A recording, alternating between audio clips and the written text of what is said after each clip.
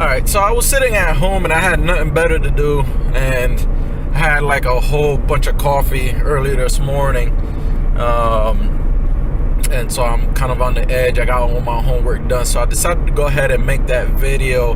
I'm obviously in the car, in the boss, and make that video about the technology side of my channel or whatever. And if you're wondering why the camera's so shaky, it's because I got my hand resting on the console and the shift knob, and the street that I'm down or going down has a whole bunch of bumps and whatnot, so excuse the quality, but it's gonna be a quick one. So right now, AMD, Intel, and Nvidia, they're kind of trading blows and whatnot, because up until January, February, Intel had the market for CPUs and were really unmatched, unrivaled in respects to price to performance.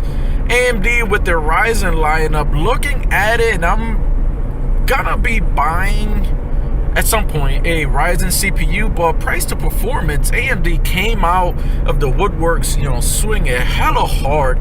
So 8 cores, 16 threads at like $500 by comparison to something comparable to Intel, which costs $1,000 plus, is ridiculous. At that price point, why would you not buy a Intel CPU? An Nvidia CPU. It just makes more sense. Even if the IPC isn't on par, and that's the individual thread performance or individual processing performance, even if it's not on par with Intel, you're not missing a whole lot. So I don't see why you would just not buy one of those.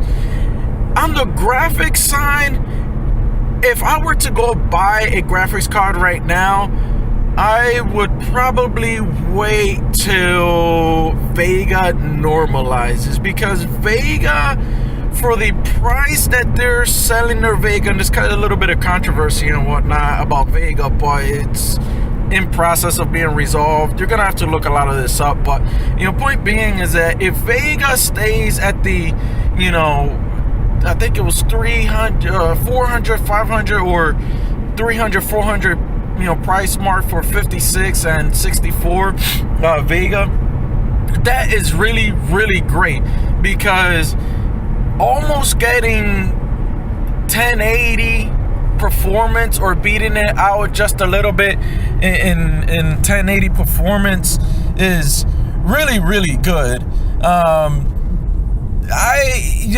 If I were going to buy one or the other, I would buy a Vega if the price stays the same, for a little bit of performance, or just a little bit that you're losing in frame rate. It's not enough to justify me paying a little bit more through Nvidia. So I would say, damn, my camera work sucks. Anyway, I would say that if you're gonna buy a CPU, go AMD all the way right now. There's no point in buying an Intel CPU, especially since for gaming and productivity, the price to performance is there. If you're buying a GPU, I would say wait a couple of